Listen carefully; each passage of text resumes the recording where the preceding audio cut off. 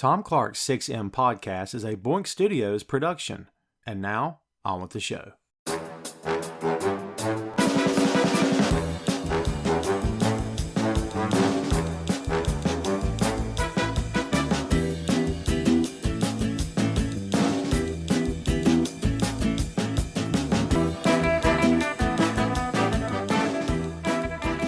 Hey, what is up? Welcome to Tom Clark's 6M podcast. I'm your host, Tom Clark, and in this episode I'm joined by co-host Mick Ramsey. From the world of professional wrestling comes the story of two main event stars at the top of their game, each one vying for the spotlight in a fierce competition that became all too personal when controversy erupted, forever changing the lives of Bret Hart and Shawn Michaels. We're talking about the Montreal Screwjob. The infamous Montreal Screwjob took place at WWE Survivor Series on November 9th, 1997, following the championship match between Bret the Hitman Hart and the Heartbreak Kid Shawn Michaels. Michaels had reversed Hart's signature sharpshooter, and referee Earl Hebner immediately called for the bell and awarded the title to Shawn, shocking the fans in attendance and around the world. The feud between Shawn and Bret began in the early 1990s. Bret had found previous success in WWE alongside Jim Neidhart and the Hart Foundation, and Shawn had rose to prominence with Marty Jannetty and the Rockers. But once each man went solo, they found themselves on a collision course in the company. Bret Hart was the traditional pro wrestler, a respected star with technical prowess who became the face of WWE. Shawn Michaels was edgy and rebellious, a man with a wild streak who quickly rose in popularity and became a main event contender. The rivalry between them was inevitable, and their chemistry in the ring elevated both men to the top of WWE. The animosity between Hart and Michaels was purely storyline in the beginning, as each man sought to blur the lines between fiction and reality. The fans, as well as the rest of WWE's locker room, believed that Shawn and Bret indeed hated each other. But as time passed, the work became a shoot, and the two stars grew to genuinely resent each other. As the rivalry intensified, it became clear that Shawn was the next man to get the nod as WWE champion. Bret saw his position in the company becoming tenuous at best, and by 1997, he was ready for a change. Bret's defection to company rival WCW was surprising to many, but the real shock was still to come. The Montreal Screwjob happened without Bret's prior knowledge. The original plan was that Shawn's D-Generation X cohorts Triple H and Chyna would interfere and attack Bret in the match, leading to a disqualification. On the following Monday Night Raw, Bret would surrender the WWE Championship in the middle of the ring and bid the fans farewell before heading to WCW. Though Shawn Michaels insisted for years that he didn't know about Vince's plan to screw Bret, it was eventually revealed that both he and Triple H knew from the beginning. In the years that followed, the heat between Shawn and Bret continued, as Hart wanted nothing more to do with WWE. But in 2010, Bret Hart finally returned to the company and made peace not only with Shawn, but with Vince and the fans as well. The Hitman and the Heartbreak Kid were on the same page for the first time in nearly 10 years, and WWE was much better for it. The Montreal Screwjob is regarded by many as the most controversial moment in professional wrestling history. The story that led to that moment, as well as the fallout afterward, combined for a tale of envy, arrogance, disrespect, and anger that pro wrestling fans will never forget. And that's the lowdown on the Montreal Screwjob. So, for years, we have both had this really horrible Bret Hart impression. And I don't know who started it. It's kind of on the same vein as us both doing Butthead. We never did Beavis and Butthead. It was always the dueling Buttheads. So then we did the dueling Bret Harts. And I don't even remember how it started. Maybe you do. But somehow in the midst of this, he was a fan of the Fat Boys. And he liked to eat, was it cooked ham? Because he didn't pronounce anything correctly. Yeah, it was actually smoked ham, but he pronounced it smoked ham. Smoked ham. Oh, I have no idea, because I have my memory's fuzzy on this, why we even started that, but it was, I'm sure if anyone heard that, they'd go, that sounds nothing like Bret Hart. But I don't really care. Our impressions of Bret were never like straight-laced, like low tone. It was always like he's screaming. He's like mid-scream or something, the way he's talking. And you can only do it for so long because it just wrecks your voice. But that impression came from, ironically enough, we didn't have that impression before Bret versus Shawn. We got it after Bret versus Shawn because that's when Bret seemed to lose his mind.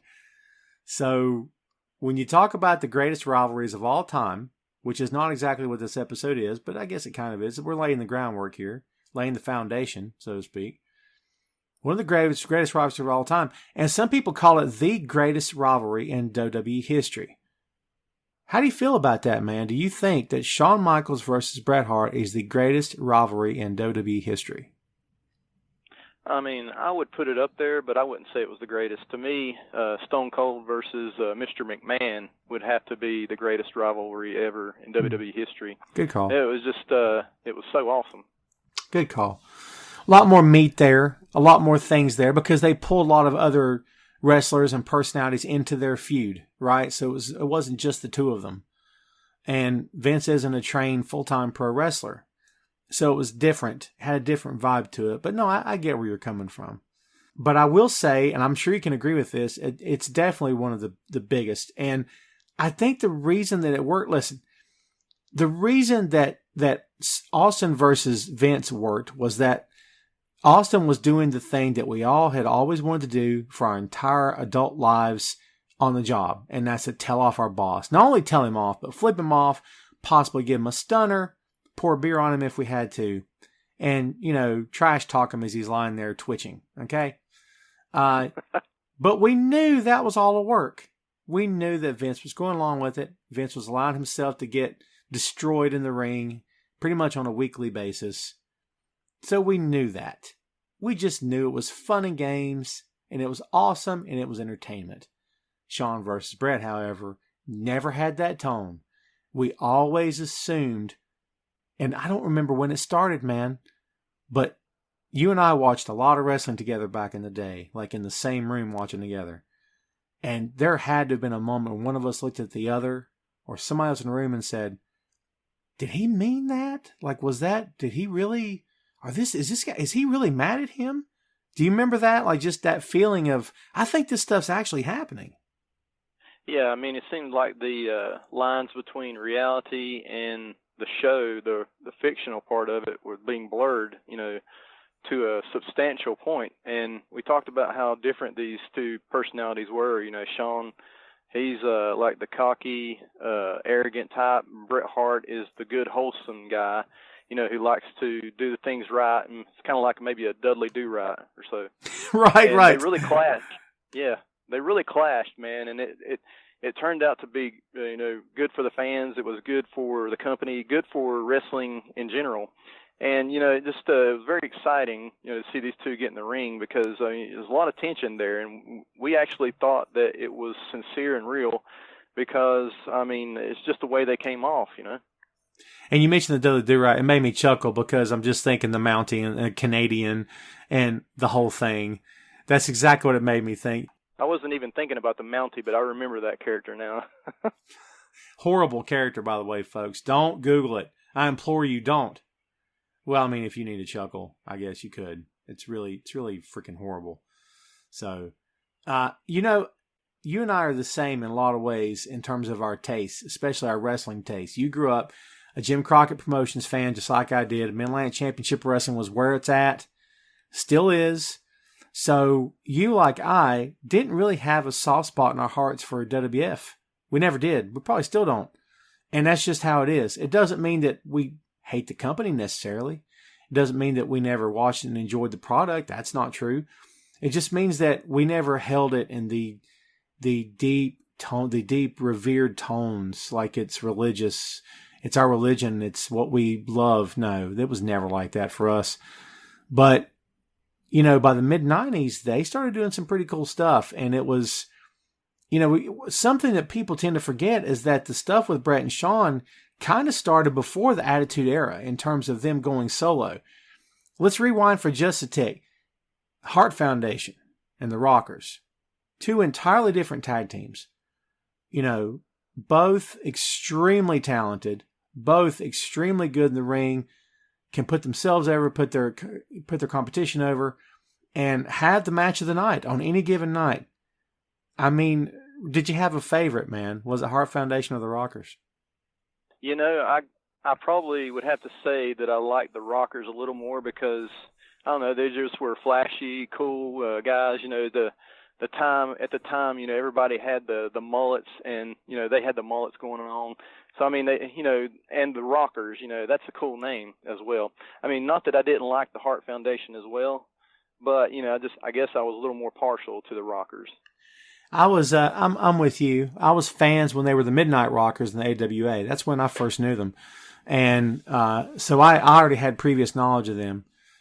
So the obvious comparisons to the Midnight Rockers and Midnight Express and Rock and Roll Express were there because of the name. But they took the name from Living After Midnight, Judas Priest. So, Midnight Rockers, that's where that came from. And, by the time that they had really gelled in AWA, and dude, I don't know how much you ever watched AWA back in the day, but during the last year they were there, it was completely obvious it was time to go. They both had gotten so good, and they were just so much better than so many other tag teams that promotion had at the time. And it's almost like when they were on camera, they were the stars. And not that no one else on that show wasn't, but especially when they were on camera, you're like, oh, okay, well, here's the main event, guys. You just kind of felt that way. So when it was time for them to leave, they did. They go up north. They become the Rockers, of course. And I'm with you, man. I already had a deep respect for them from what they did before, so I was in their camp. But dude, when it came to execution, Bret Hart, the excellence of execution, right? And Jim the Anvil. Talk about the contrast of styles between those two guys in that tag team. The Hart Foundation was more technically sound anyway, it seemed. And the Rockers were more, high flying, jumping around. And I mean, it made for great matches because two contrasting styles, and that's what you want. You don't want two teams that do the same exact thing. It's nice to see variety there. Absolutely. And you talk about, the Road Warriors versus, Anderson and Blanchard. I mean, obviously there's a mix of styles there, and that's why it worked. You see the Road Warriors versus the Powers of Pain, and you're like, I love Barb to death, and I love Warlord, but it's not the same thing. And they all kind of look alike. They're all as big and the same size. They're all painted, and you're like, I don't really care. So I think it makes for a more exciting, more dynamic match when you get polar opposites, which is what the Hart Foundation and the Rockers were. We know about the ill-fated tag team title match that they had, in which the top rope broke, and instead of the ref just stopping the match and fixing the rope, they just never aired the match on TV. And dude, at the time we didn't know this because there wasn't really internet happening, so we weren't really aware of that. At least I wasn't. So the Rockers unfortunately never got that huge rub of becoming, they're the next big thing. They're the next great tag team. Here they are. They're taking that spot. Everybody needs to love them. They were popular, right? But they weren't like the tag team to beat in Vince McMahon's company. Yeah, coming from AWA, like you said, they were, a big fish in a small pond, but up north, they got reduced, in size there, of course. And yeah, they just became another, tag team there, in my opinion. But I mean, they still stood out a little bit, but it's just they weren't what they were in the AWA. Yeah, they had the neon, they had the the zebra print stuff, and they had all that stuff going on. They were much more colorful in WWE than they were AWA. They still dressed like an AWA and did the the matching tights and stuff, but in WWE it was a lot more pronounced. But yeah, I'm like you. It's almost like you do all this work to get yourself over, and then you go somewhere else, and they're like, well, we don't even know who you are. Got to do it all over again. That's got to be, I don't know. I'm sure any pro wrestler would look at that as a challenge.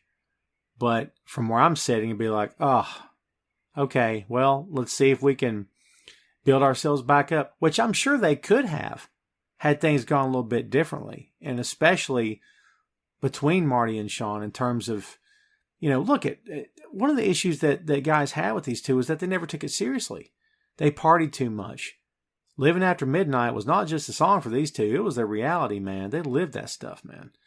And they partied too much and way too late, and it took over everything. So they were young, rebellious. They were doing what they wanted to do, and it caught up to them in that company. And that's something that kind of followed Shawn for several years after that, right? Oh, yeah. I mean, again, to say how different these two tag teams were, Bret and Jim, they were older, more mature. They walked the line. They knew where their bread was buttered, and they cared more about it, I think, in those days. And yeah, Shawn and Marty, they just, of course they wanted to go out and have good matches, but yeah, it's just like on the outside of the ring, this kind of got out of control, out of hand. Absolutely. And we're talking about these tag teams and how important they were to that company and how important they are in tag team history. When you run down the list of tag teams in WWE history, you really can't do that list without the Hart Foundation and the Rockers. They're two very important chapters in the story of tag team wrestling in Vince McMahon's company, no doubt about it.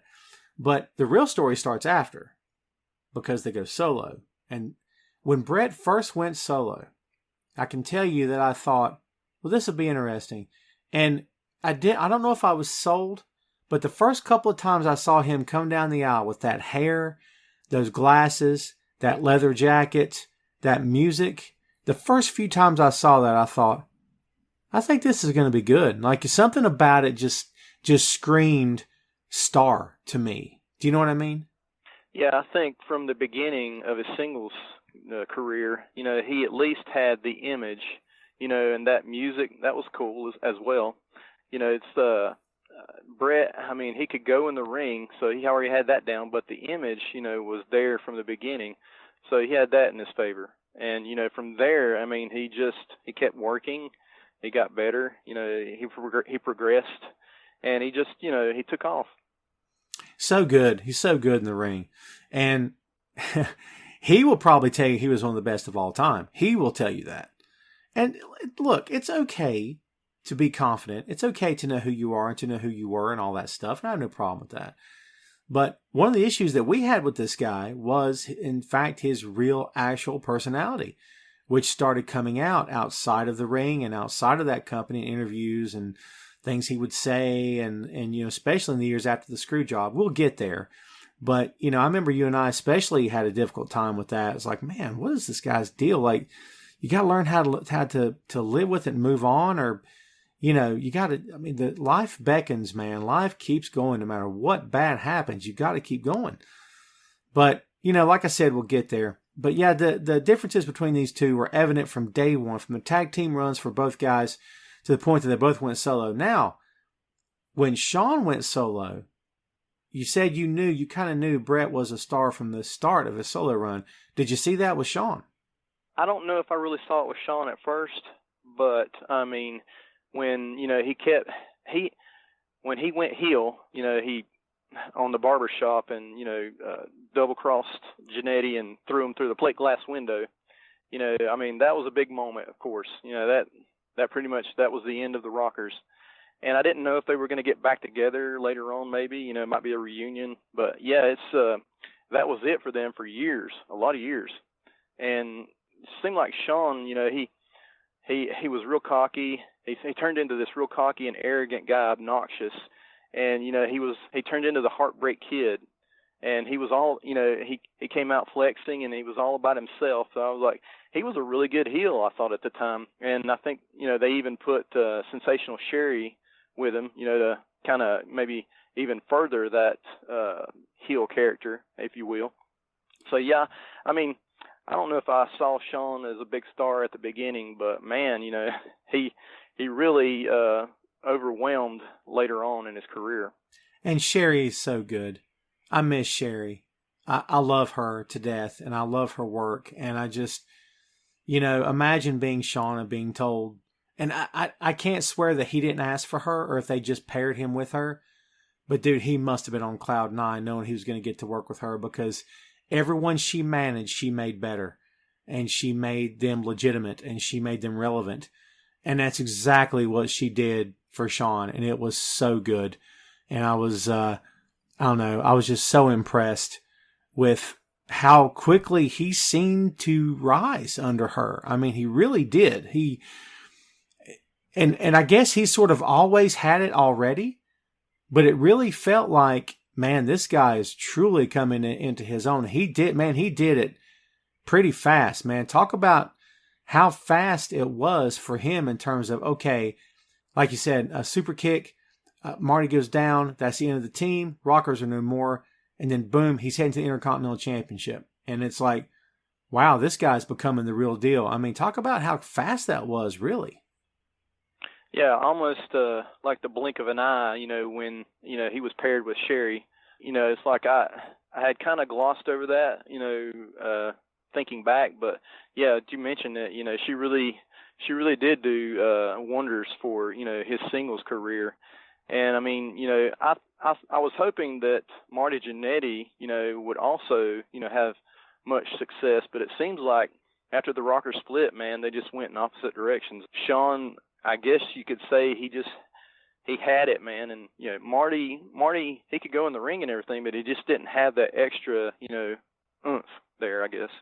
Yeah, he didn't have that extra star power. And like you said, no one can say anything negative about Marty's work in the ring, ever. I've never heard one negative thing said about him because he's that good. But man, his life's a wreck, and it still is. And there's news out there right now that, he said in an interview or something that he killed a guy one time. And I've not looked into this because it's one of those stories that you're like, oh God, I can't click and read. I just don't want to read this. Because, I've always kind of been in his corner through the years. And I don't know, man. I've always wanted this guy to succeed. I'm like you. I've always wanted to see what could happen. Shawn was going up. I thought Marty could go up as well. And I think the possibility was there. But, man, I don't know. Some people just can't or won't, or a combination of both, get their life right. And it's too hard sometimes. And, I'd love to see him get things worked out. I mean, for himself and his family as well. But it's funny because what the controversy that surrounded these two in terms of their reputation, like the reputation preceded them on the way to WWE. Everyone knew that they were party animals, right? But Shawn eventually let that go. It took a while, but he eventually let that go. But Marty never let it go, which I think may be the biggest difference. That Shawn's work ethic and his determination and his fire to be the best, that's the thing Marty didn't have. And it's a shame, but it's that fire that led Shawn to become, like you said, the Heartbreak Kid, to Intercontinental Champion and then beyond. And like we said, Sherry really did lend a hand on that. I think something that people don't tend to talk about or remember, these two guys were good friends. I mean, Shawn had been to Bret's house, met his kids, and they'd hung out together, and Bret spoke very highly of Shawn. They didn't have any issues. They never had an issue. In fact, Bret was on the record saying that he liked Shawn from the day he met him. That was even after the Screwjob, he said that too. He said, I liked Shawn from the day I met him. But, when you see competition in your rearview mirror, things start to get a little different. We saw it with The Rock and Austin, and we've seen it with Dusty and Rick. We've seen it many times over the years. And, you talk about greatest rivalry of all time. You talk about Dusty and Rick, Shawn and Bret. You say the word Shawn and Bret, Greg, it's like saying Bird and Magic. You got two guys completely opposite, but they both, when they get on the court, it's time to play, and they both want to win. That's what you got with Shawn and Bret. These two guys pushed each other to the limit and beyond, like in the Iron Man match, which we're going to talk about. I mean, they just wanted to go out and put on the best show possible, and I think they succeeded pretty much just about every time. When you saw Shawn Michaels versus Bret Hart on the card, man, you were like, I got to see that match. I want to watch that match because, these two guys, they really know how to, entertain the fans. And, I mean, it looked like they were really, competing in the ring, and they wanted to be the best. Both guys wanted to be the best, and there could only be one, though. Absolutely, like the Highlander. Yeah, that's it. That's right, kids. Go back into the archives and check out that episode because it's fun. So, the Iron Man match between these two took place at WrestleMania 12. It was on March 31st, 1996. My God, 96, Greg. How long ago was that? Don't count. Don't depress me. It's too long. So, this was huge. I mean, I would say both men would say this is one of the best matches of their careers. And I mean, they did and Bret said this, we did everything we wanted to do. There was 5 minutes left in the match. He looked up and saw the clock, and in his head he thought, I can't believe we did everything we wanted to do. They talked about it, planned it, and they hit every spot. They hit every move. They did everything they both wanted to do in the entire match. And this, of course, led to Shawn's first WWE Championship win.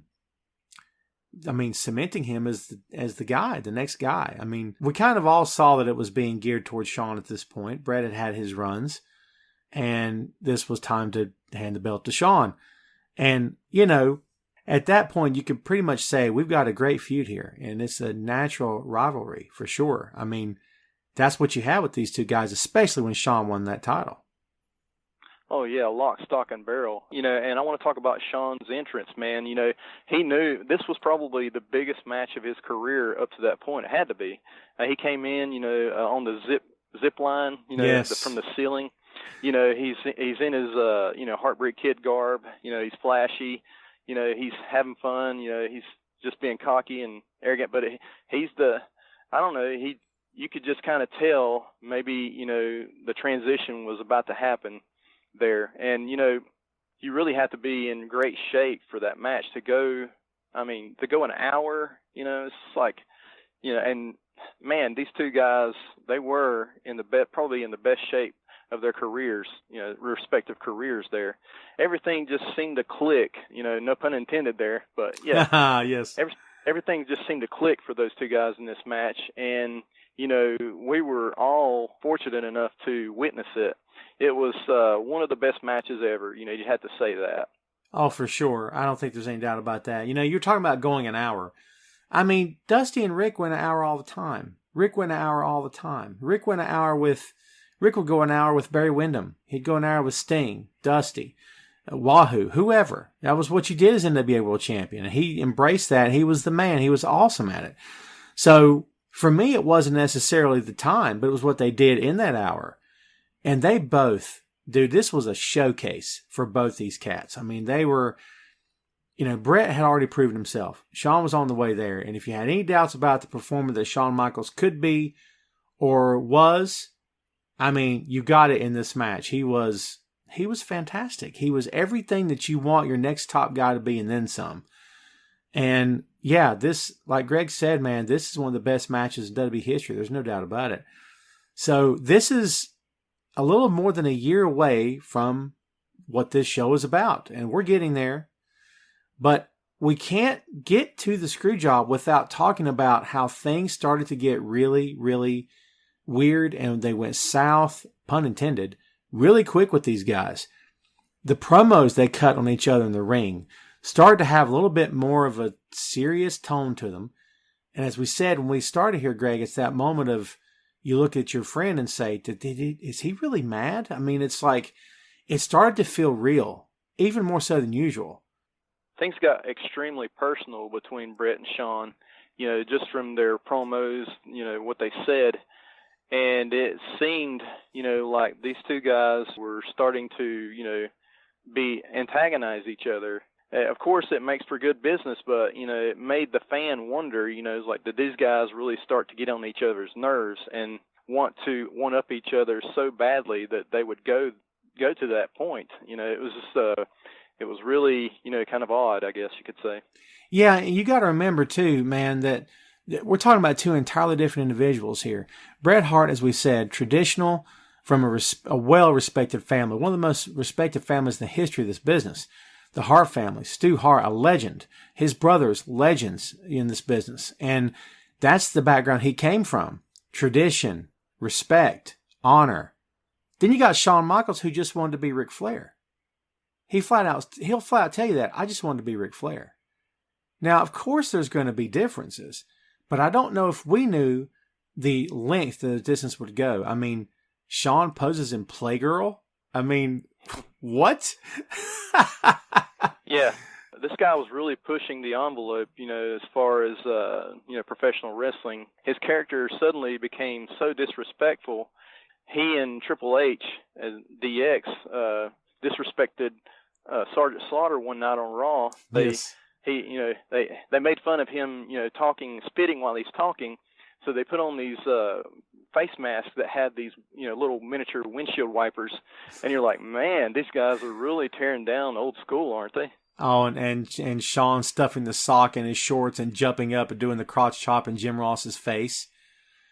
And he didn't tell Ross he was going to do this, and Jim was not happy backstage.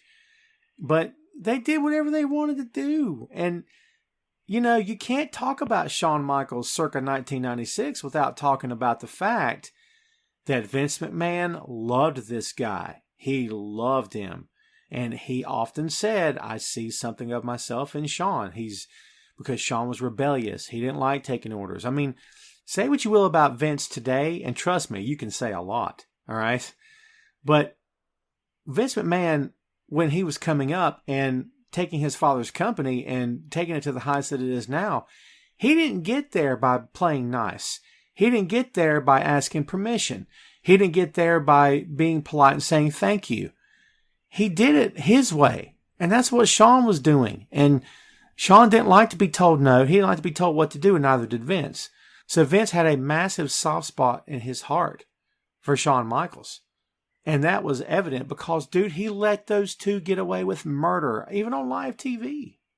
Like we talked about, their promos became, like really explicit and, almost out of bounds. And, Vince, everything goes through Vince, like we know. And, for us to realize that, Vince was okay with this, then, it's almost like Vince thought of Shawn as one of his sons. And Shawn was eating it up, man. He was like, wow, I get to do anything I want, so I'm going to, what am I going to do next? Oh, yeah. And dude, that's a good point. Well, if they let me do this, I wonder if they'll let me do this too. So we just, in your words, kept pushing the envelope. I mean, that's obvious. It's obvious. And I mean, you're in Shawn Michaels' position. I mean, why wouldn't you? You know what I mean? You're young, you're good looking, you got every girl you could ever hope to have, and you're in the business with your best friends. You mentioned it, the Clique. We haven't even talked about the Clique here. I mean, the Clique's influence over that company was huge. Dude, they were calling the shots. Shawn Michaels, Kevin Nash, Scott Hall, 1, 2, 3 Kid, Shawn. Yes. These guys pretty much ran the show, behind the scenes. I mean, and nobody could touch them. It was almost like the Four Horsemen from the 80s.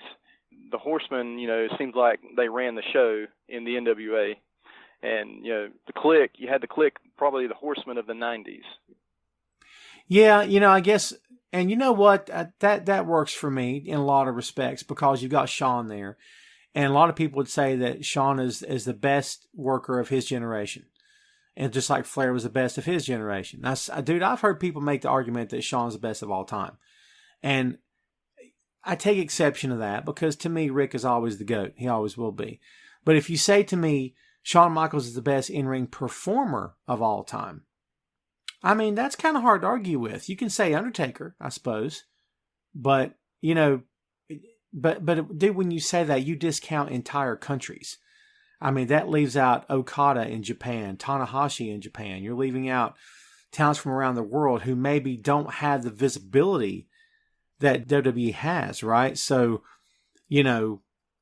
that you have to take that stuff into consideration also. But, I have no problem saying that they definitely had the stroke. Would I call them the Horsemen? I would say they were the NWO of WWE. And of course, we know Hall and Nash left to form the NWO in WCW. But, we always, dude, you and I talked for a long time about what if Shawn were to leave. And, Shawn was loyal to Vince McMahon because he knew that Vince was probably the only promoter on the planet who would put up with his garbage. And, as much as Shawn brought to the table, he was a handful at the same time. Oh, yeah. I mean, I like Shawn. I can't imagine, what it was like to, actually work with him behind the scenes and everything. I mean, he probably, made a lot of people angry at times, I don't know. But, I remember, kind of hoping myself that he would go down south to WCW and join forces with his good old buddies Hall and Nash and be part of the NWO, but it never materialized. And I think in a way it was for the best because he really, from after Hall and Nash left, it seemed like Shawn, his career just really blossomed after that. Not that they weren't, not that they were a negative influence, but it's just that Shawn, was able to, his singles career really, took off after that. Well, he still had Hunter, right? And, Kid came back after a while. But, yeah, he still had Hunter, and it was, they pressed on with the DX thing, and I mean, you know what? I can tell. I don't know if I've ever even thought about it in those terms, but yeah, maybe you're right. Maybe it was, the fun and games at some point need to end because it's time to take this stuff seriously. Not that Shawn didn't take it seriously, but dude, you and I both know there was a lot of nights where it looked like he was just. I mean, remember him taking the Canadian flag and sticking it up one nostril? How about the promo? He and Triple H China in the back on the Titantron, Bret and Neidhart in the ring, and Shawn makes the comment, says, and nobody knows Canada like I knows Canada. Of course. Referring to when he, stuck the nose up to his flag, stuck the flag up his nose. Oh yeah, and the Sunny Days comment where he alluded to Sunny having a fling with Bret Hart, which never happened, and as we said at the start of this show, man, these guys were friends, and something that some fans may not know. In the very beginning, I'm talking about the very beginning of this, the stuff between them. I'm talking about from ground zero of this, they wanted people to think that they hated each other. That was a work. It was all a work. And when he loses to Shawn at WrestleMania 12, he didn't shake his hand. Remember, he refused to shake his hand. And in fact, he left. He went, got his stuff, and left. The next day, Owen calls him and says, dude, the whole locker room thinks that you guys hate each other. And Bret goes, good, let them think it. Because that's what they wanted. He and Shawn both wanted that. They wanted this stuff to start to feel very, very real. And they were both fine with it. Yeah, it was just good for business, like I said. They wanted, I remember Bret saying he just wanted to have good matches with Shawn and make a lot of money. And I think they accomplished both goals there. Yeah, these two guys, they wanted, it's kind of like the NWA back in the 80s. They wanted you to believe that this was real. So, you could say that Shawn and Bret were kind of like throwback rivalry, like Dusty and Rick. They wanted to make you believe that, this was actually going on. These two guys couldn't stand each other. Oh, for sure. And dude, by that time, it was around the same time that Vince went live on TV and said, oh, it's all phony and we're not really wrestling. And it's, oh God. Dude, that's a whole other podcast right there. That's a whole other episode because I still take issue with that. But the cat's kind of out of the bag in 96, 97, right? So you can't just try to convince people that you're really hitting each other anymore or really trying to kill each other. But you can convince them you don't like each other, which is what they did. But a funny thing happened on the way to making money. Like you said, between these two guys. Suddenly the stuff they were saying about each other in promos would make the other guy go, well, wait a minute, we didn't talk about that. And they would look at each other backstage and say, dude, that guy was kind of weird. And the other guy would say, well, brother, it's a work. I thought we were good here. And so, okay, you're right, we're good. But man, that stuff continued, Greg, and it kept on and it kept on. It's like just digging at you little by little, just digging and digging and digging at you all the time. And then multiply that over days, weeks, months, a year. And suddenly it becomes, I hate him. I hate everything about him. He doesn't take this seriously. And Shawn's point of view, I hate him. He won't get out of the way. He's a dinosaur. He needs to be gone. I mean, man, this thing went from 0 to 60 quick. It's almost like being out on tour, with, your band. You've got a rock band, and being out on tour with these guys for, I don't know how many months out of the year, maybe a year or more.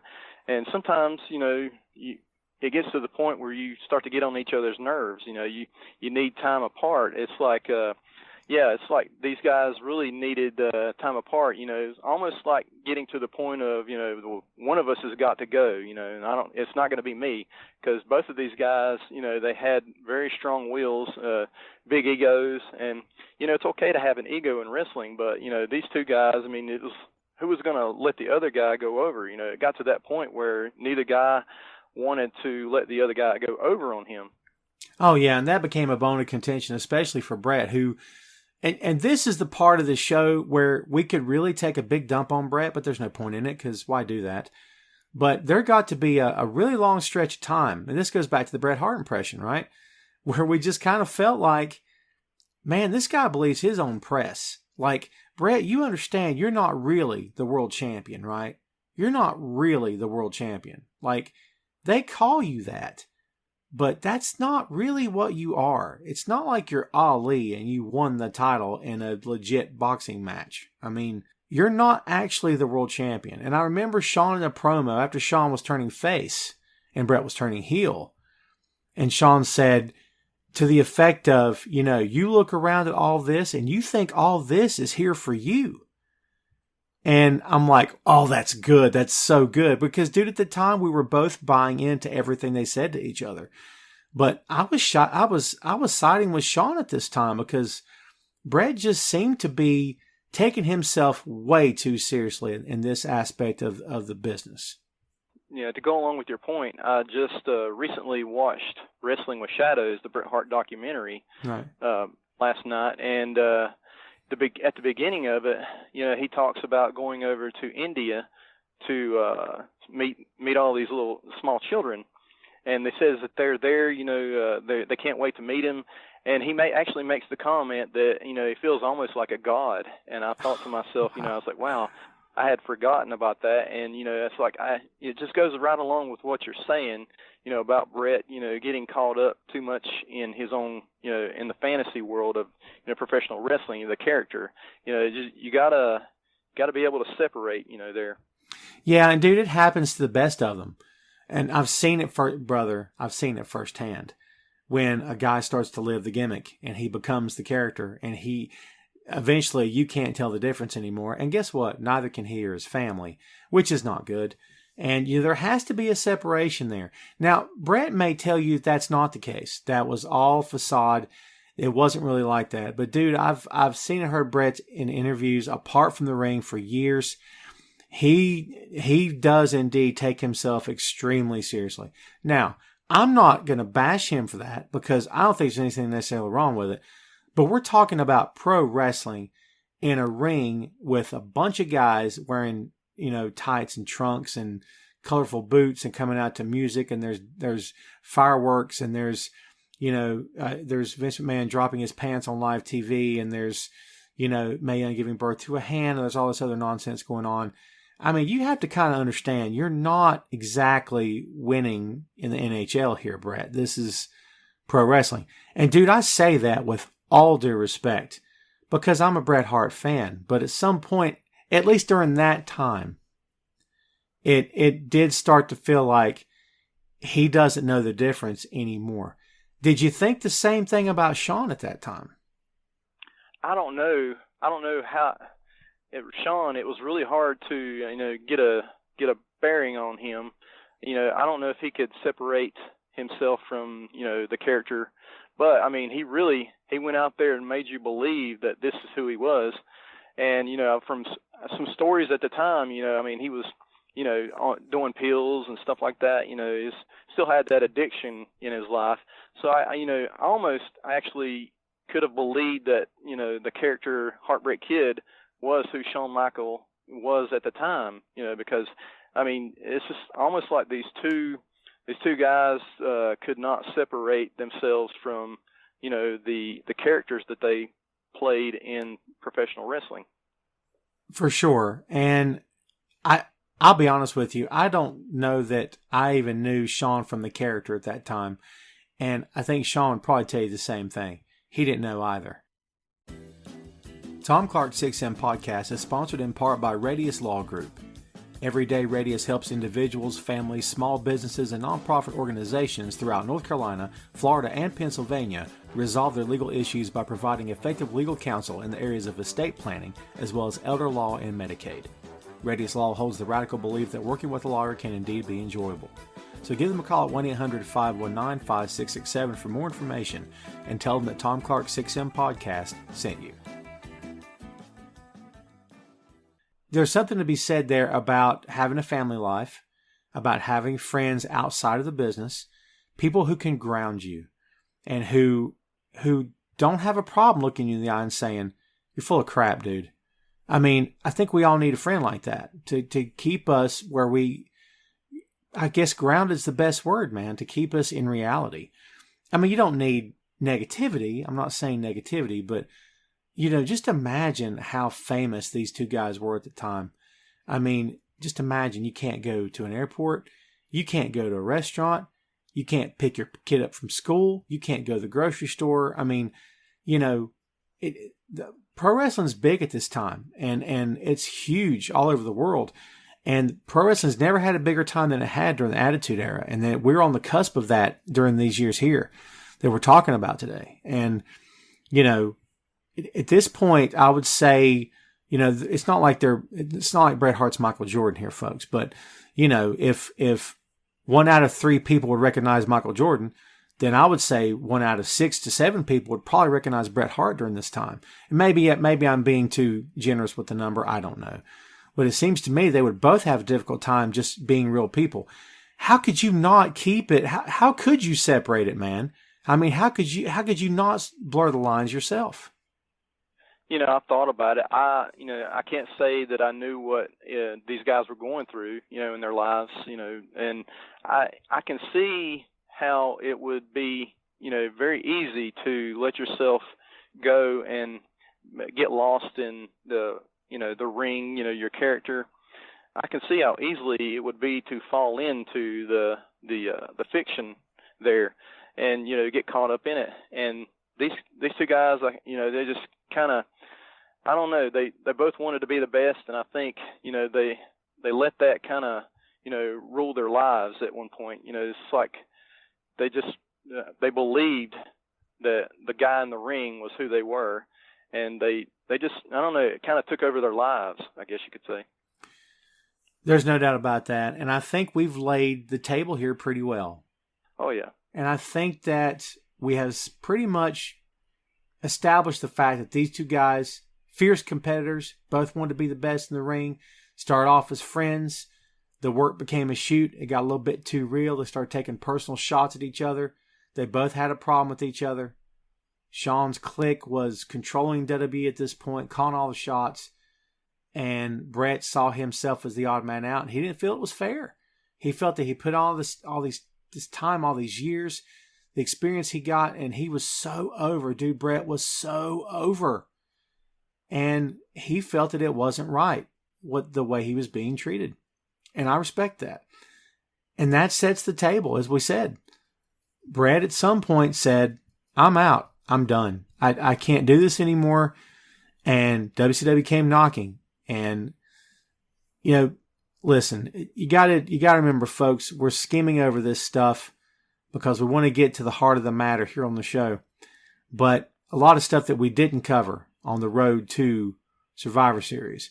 But at the end of the day, reported $3 million per year to Bret Hart. I mean, come on. Vince wasn't going to pay him that. And he flat out told him that.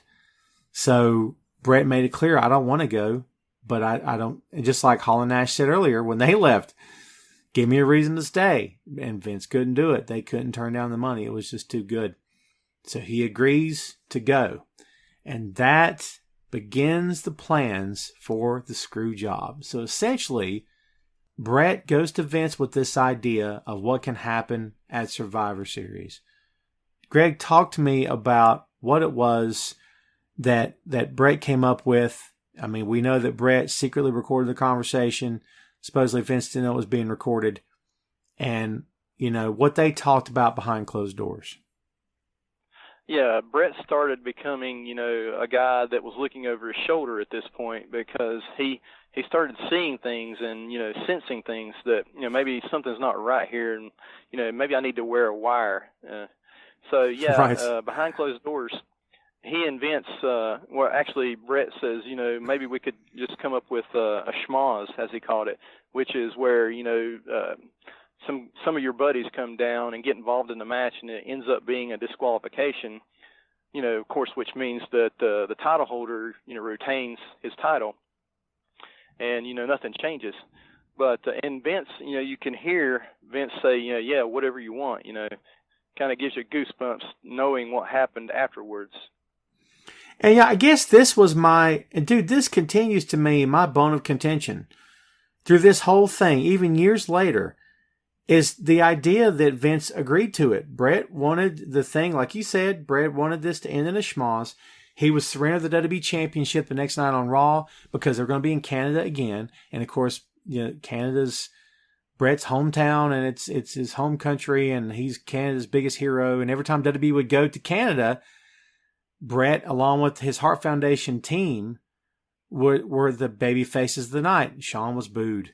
Austin was booed even. I mean, just, and we can't forget about the rise of Austin during this time either, Greg. I mean, that's a big deal.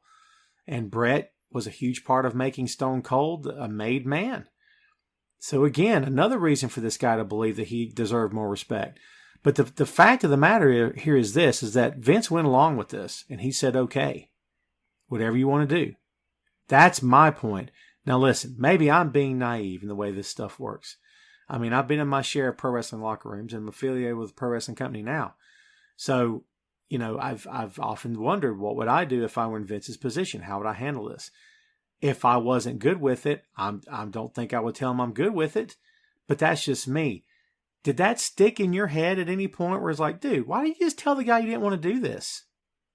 Yeah, it really kind of exposed maybe who Vince McMahon really was. It's like, things you've heard things in the past about, this and that, but it really came to the forefront at this point, when he says, okay, whatever you want, to Bret.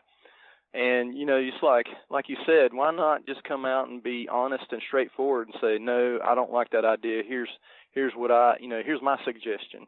He didn't have to, just go along with it and then screw Bret Hart after, everything that happened. Right, because it's his company. He didn't have to he didn't have to agree to any of it. That's the head scratching piece of this for me. And maybe I'm missing a detail that we're not hitting, or that maybe we don't even know. But I'll never for the life of me understand why you didn't just tell the guy, well, look, we're at an impasse here. We're going to have to figure this out because this is not working for me. And it's Vince McMahon. When have you ever known Vince McMahon to be shy about anything? I mean, he tears up the entire script to Raw 10 minutes before the show goes live. This is what he does. It's who he is. If he doesn't like something, he changes it. I mean, he's the king of that crap. He does it to his own detriment, I believe, to the company's detriment as well. But this one moment, he didn't want to do it. For anybody that knows the story, kids, you know what happens next? He's in a room with Triple H and Shawn Michaels and says, I don't know what to do. And Triple H supposedly is the guy that says, well, F him. If he won't do business, you do business for him. And that's when they came up with the idea. Let Bret put him in the sharpshooter, Shawn reverse it, and when he does, referee Earl Hebner calls for the bell. And Earl Hebner had to go. And he was out. So Earl knew, you call for the bell, so he did. I remember being at work the next morning and you coming in and saying, you had the VHS that you'd recorded it on. I think you recorded all the pay-per-views back then. Yes. You brought it in. We had a TV/VCR in the break room and said, man, you guys got to check this out. This is what happened last night on Survivor Series between Bret and Shawn. I think this was real. I remember you saying those words, I think this was real. And you popped it in, and we watched. We didn't watch the entire match. We didn't have time. Just, I think you fast forwarded it to the end, and we sat there and with our jaws wide open, like, wow, I've never seen anything like that in professional wrestling, and probably never will again. I mean, this was just the most bizarre thing ever. Yeah, we all had the same look on our face, and everybody that watched the tape with us that day said, dude, I think that's real. Like you said, this is real. And, part of me says, oh man, well, look what this did. This spawned the Attitude Era because Vince McMahon became Mr. McMahon and it was the villain for Stone Cold to fight and it was perfect. And Vince's point is, look, they already think I'm a bad guy. Let's just go with it. So they rolled with it. And Vince comes out the next night with the so-called, Vince McMahon didn't screw Bret. Bret screwed Bret. To which Mick Foley, responded, I don't believe so. So he didn't show up to work that night. Neither did a couple other guys because they were furious about what happened to Bret Hart. And, Shawn played it off like he didn't know. Triple H played it off like he didn't know.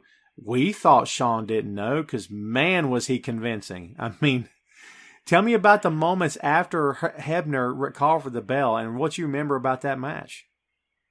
Yeah, as we watched the tape, I was in total disillusionment. As I said, never seen anything like this before. Shawn's got Bret in the sharpshooter and trying to make him submit. I mean, he just put it on. It hadn't been on for like maybe a second. And Earl Hebner goes, to make the motion to ring the bell. And I was like, what? And I didn't see Bret tap out. And then, Bret, reverses right after. They both fall down.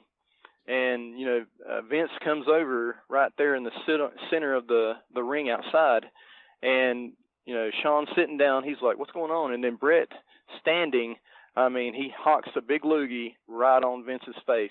You can tell. I mean, the things that Stone Cold and Vince did together, Stone Cold never did anything like that. That was just a big insult. And Bret just couldn't. Things have been boiling up, from day one on this long road that they took, and it finally just he couldn't take any more, and that was the first shot after. Yeah, and then he destroys the ringside area. He's throwing down cameras and monitors, and he's wrecking stuff, and he stands in the ring, and with his finger he spells out WCW in huge letters in the air.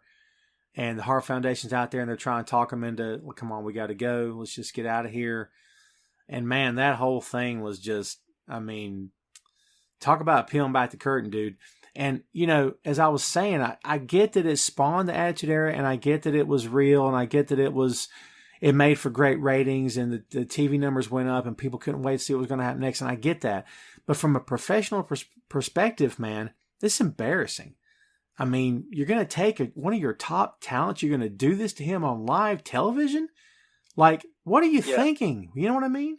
Yeah, it really put a stain on professional wrestling, in my opinion, to take a guy the stature of Bret Hart and, I mean, just, pull the wool over his eyes. It was unacceptable, in my opinion, and it really never had to happen. All Vince had to do was just be honest with Bret. He's the boss, take control of your company there. God, dude, well said. Yeah, it never had to happen. That's great. Yeah, my God, what are we doing this for? Like you said, it's giving the company a black eye. I mean, and plus, folks, you got to remember, everyone, something like this now in WWE would be tame. This would be nothing. It'd be nothing. We wouldn't even bat an eye now if it happened today, because we know the history of WWE. But at the time, there wasn't this, controversial history in that company. They hardly ever peeled back the curtain. When they did, it was unintentional, or they did it very, very, I mean, like I said, it was very rare. This was huge. And it was completely, like I said, embarrassing and disrespectful to Bret. Like I said, if it happened today, you wouldn't even think twice about it. Be like, oh, here they go again, doing their nonsense. But it was this, I believe, that started that conversation that we're having all these years later, where we're like, yeah, that's this company for you, man. This, to me, is the impetus of that. This is the building block of our attitude now toward this company. I think there's a lot more here than some people give credence to, in terms of this sort of affects everyone's thought process as it pertains to Vince and this company 30 some odd years later. Yeah, so, I mean, the ripple effects you could feel, years to come. I remember seeing The Rock and Mankind have a match, and they did a kind of a spoof on, what they did to Bret. Of course, except this was just a work. The Rock applied the sharpshooter Mankind, and then Vince said, go ahead and ring the bell. And I was like, man, this is once again another insult to Bret Hart. After all the years that he put in that company, and yes, I know maybe he thought he was getting too big for the business at one point, but still, I couldn't have done that to a guy like Bret Hart. No chance. And to your point, they've spoofed this. I believe other companies have done it too, and it's at this point it's ridiculous. Like, I haven't seen it in a long time, but enough's enough. And ripple effect, that's a great term. Like, the ripple effects of this were huge at the time. I mean, the business did feel it for years to come. Bret harbored a gigantic resentment toward WWE. I mean, he was in WCW. We all know how that went. His WCW career was crap. I mean, it failed miserably through no fault of his own. I mean, that company was you know, was the saying, too many chiefs, not enough Indians, right? I mean, or maybe it was too many Indians running the show. I don't know what the best saying is for them, but basically Eric Bischoff flying by the seat of his pants. Vince Russo gets there, it gets even worse. And, you know, Bret's kind of caught the crossfire, all of it. And to this day, dude, I'll never understand how you mishandle Bret the freaking Hitman Hart. You get handed this guy, and you don't know what to do with him on the heels of the Screwjob, and you don't know how to handle him. Like, I'll never get that as long as I'm here. I'll never understand how they dropped the ball with this guy. It should have been, he was your top guy the moment he got to that company because of the heat, because of the controversy. And dude, to your point, he had the sympathetic vote on his side. The fans were on his side during this. I don't know of any fan that was anti-Bret Hart during this time. Yeah, I was really disappointed with, his short tenure in WCW. But of course, it's just a testament to how they didn't know what they were doing and how bad things were in that company. Had been growing for years. So yeah, I really felt bad for Bret, inheriting that company, I guess you could say. Of course, when you separate the character from the real person, he had to think about his family, and yeah, that was a lot of money. So yeah, at the time it was a no-brainer. Let's go down to WCW and get a fresh start, but I wish things had turned out better for him. He deserved better. Absolutely. I can't disagree with any of that. I think the whole Screwjob thing was a complete sign of disrespect to Bret Hart.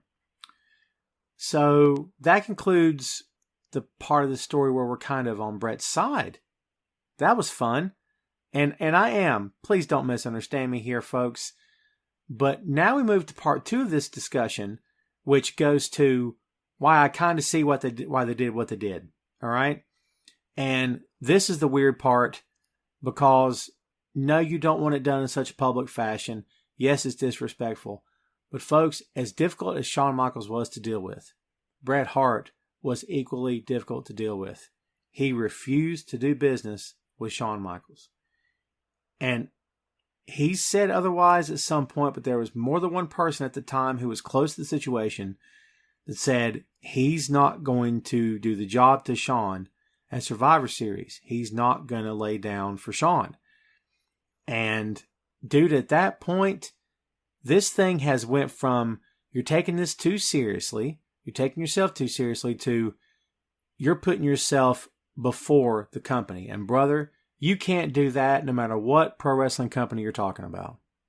The interview with Jim Ross on Raw the next night, Vince made a very good point when he said that Bret made a very selfish decision. He said, he put himself before the company that helped make him a star, and, I have to really, I sat there and thought, man, Vince has got a great point there. Maybe Bret could have been more lenient, of course. You're leaving the company, why not go ahead and just kind of swallow your pride, and just, drop the title to Shawn. It's not going to be the death of your career, It's not going to be the end of the world, At least just leave with some dignity there. And not for nothing, but there is such a thing in this business as it's called doing the honors. You go out on your shield. If it's your last night in the territory, you lose your last match. That's how this game is supposed to be played. If you're leaving the territory to go to another territory, then the last thing you do is you lose. Flair did it for Vince, and he didn't have a problem with it.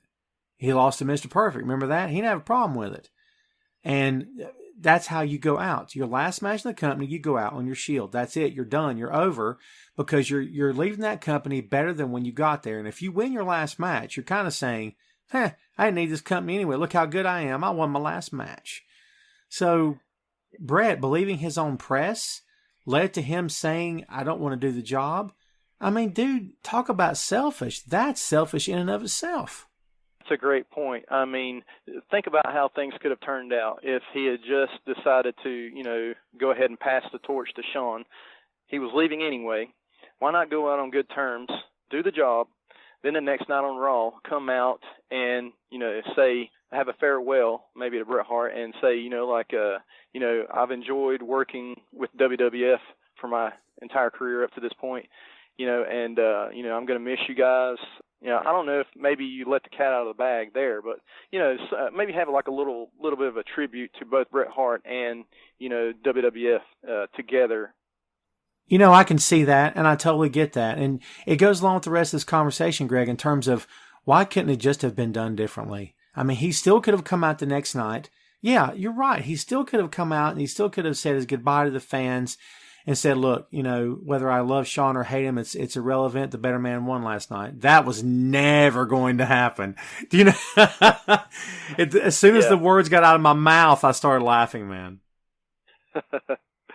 Yeah, the egos were just too powerful, and neither guy was ready to back down, and it made for one big combustible element, and it, like I said, it was so unnecessary, never had to happen.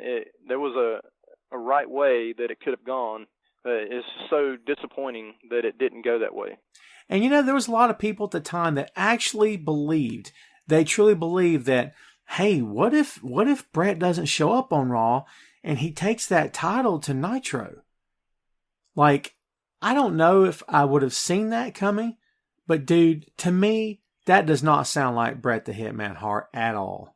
No, as much as he, got involved in his character, and believed in it, Bret would never have done anything like that. And, we saw that years earlier with Ric Flair bringing the WCW, the big gold belt, up north. And, we thought that was weird. But, the catch is, Flair would have been willing to give the belt up, but he never got his, $25,000 deposit? Yes. Yeah, he never got that. So actually, it was sort of his property until he got that money back. So that was different. Yeah, but another allusion to this was Medusa. She did something with the women's title very much like that, and I think that's what spooked Vince McMahon. She jumped ship from WWF to WCW and took the women's title, from that company, went on camera, held it up and dropped it in a trash can and mocked her time in the WWF. So, yeah, I could kind of see maybe a little bit of, paranoia going on in Vince's head with that. And dude, for years she said it was the worst thing. It killed her career. She's like, I never should have done it. Even if he had showed up with it, you've got your money. You got your WCW contract. Why even take it? So, no, I don't believe for a second he would have took off with the belt. I just, again, that just doesn't sound like him. But listen, this show's been fun, and we've talked quite a bit about stuff before and stuff during and stuff after. But, at the end of the day, kids, maybe we just wasted an hour of your time because there's a lot of wackadoodle people out there who believe this whole thing was a work, that Bret was in on it. He knew about it. He said, okay. And maybe he spoke to Vince in private and said, I want you to be the one to pitch the idea to them and don't let them know that I know. And I'm going to milk this thing for all it's worth. Dude, I have heard some wacky stuff in 2020, as you know, and we talk about it all the time. But, brother, I don't know if I've heard anything this silly in a long time. Talk about conspiracy theory 101. I'd never heard that, and I was shocked to read that. I didn't know anything about it. I was like, I'd never heard that Bret Hart was the mastermind behind that all. Why? Yeah, that talking about stepping out of character, that's going to another planet for Bret Hart, because right. This guy is a straightforward, good, wholesome guy and, wants to do the things the right way. So, I mean, yeah, to have Bret Hart as covert as they painted him to be, some people painted him to be, that's just ridiculous. Dude, anytime I see a storyline or I see a proposed storyline or a match or whatever, I see it through different eyes. After spending nearly 10 years being a feature columnist on the business online and being in a pro wrestling company and podcasting about this stuff, I don't view it in the same terms as some other people do. Anytime I see a storyline or a match or a situation, I always ask myself, okay, who does this benefit? What good does this do? What does this bring to the table? So I will apply those questions to this possible scenario. let's say this whole thing is a work and that Bret's known, he knew then, he knows now, and he'll never tell the truth.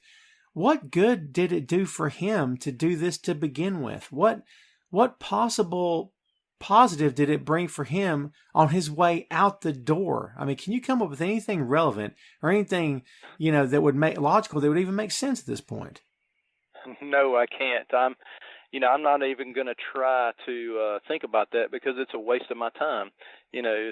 What good would this have done for Bret Hart's career? Nothing. I mean, it really put a stain on his career and, that of the company that Vince ran.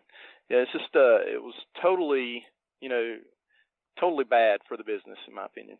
Yeah. And like I said, I just don't see any positive, in terms of him.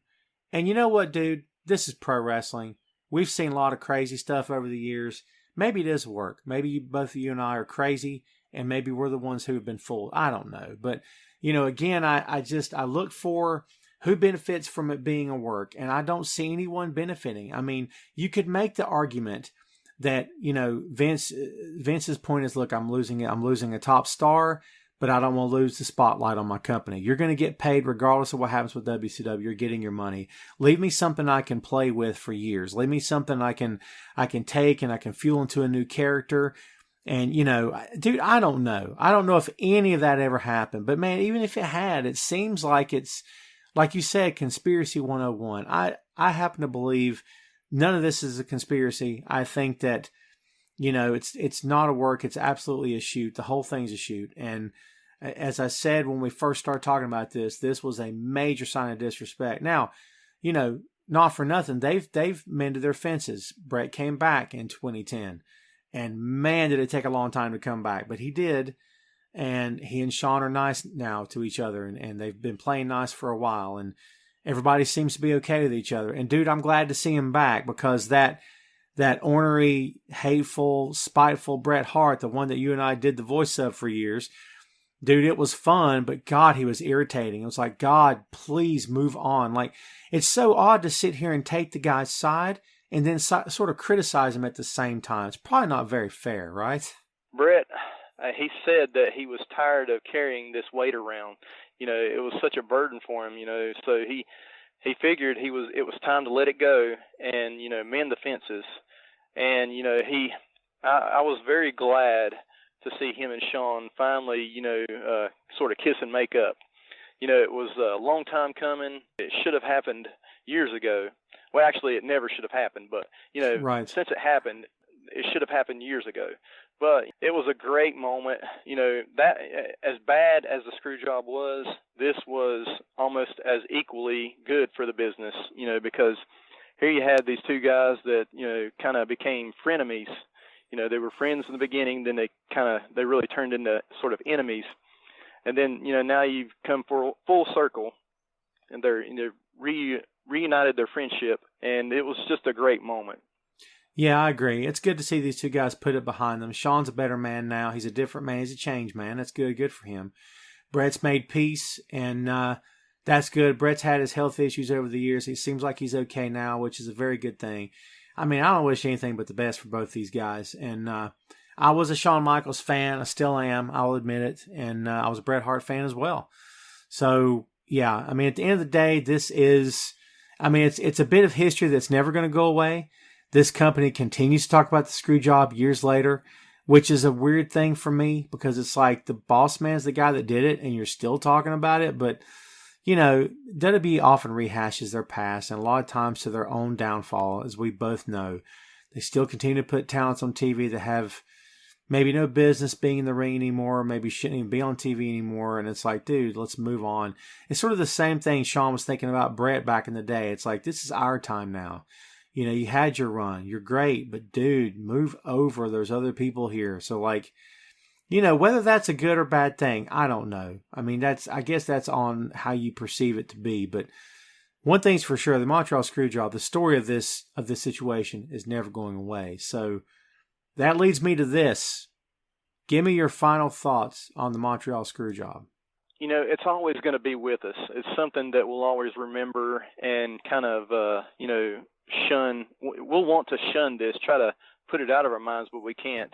It was just such an odd, strange thing for the business at the time. I wish it had never happened. It was, like I said, it was unnecessary. You know, things could have been so much different. It could have been so much better if Bret had, you know, given in and just, you know, done the right thing. Like you said, do the honors. Lose your match on the way out, and, you know, help the company out that has helped you out all those years. You know, do the right thing. And I think that sometimes in our lives, you know, we don't do the right thing. We get selfish. Now, I know I've been selfish. I think about things sometimes and I'm thinking, you know, I'm ashamed of that. You know, why didn't I do the right thing? But you know, sometimes I get selfish in my life, and I know other people have been selfish as well. The Montreal Screwjob will forever, you know, be a stain on wrestling. And, you know, all parties involved, they probably realize now that they could have done things so much differently, and it would have been fine. You know, it would have been so much better. So, yeah, it's a regrettable thing, but it happened, and, you know, it's just time to move on. You know, let's, like Bret and Shawn have done, make our peace, you know, with this incident, and, you know, let's just put it behind us. Yeah, you know, that's a good point, man. Leave it behind you and move on from it. I think most fans have moved on. I mean, now, if you live in Canada and you're a wrestling fan, maybe not. But it does seem like that Shawn got a pretty good response over the years. And even when he didn't, he just took it on the chin, pun intended, right? And he seemed okay with it. And it is what it is. But folks, like Greg said, this is probably always going to be with us. From the road that led to the screw job, to the match itself, to Bret giving Vince a black eye afterward, to the theories about this that have gone on for years, to the, you know, the reunion in 2010 when Bret came back and all is well, and there's peace now. I mean, it's one of the most intriguing stories I've ever seen as a fan, and it's one of the most compelling bits of television you'll ever watch. And it's never going away. Maybe that's not such a bad thing, because as we know, you know, you learn from your past mistakes, and if you don't, then you're probably gonna make some more. You're doomed to repeat them in the future. So maybe it's a good thing this story's never going to go away. But like we said, it's history. It's part of history if you're a wrestling fan, and no, you'll never forget it. And that's the Montreal Screwjob. Hey, thanks for listening to the show. Check out our social media on Twitter, Facebook, and Instagram at 6M Podcast. We'll see you next time.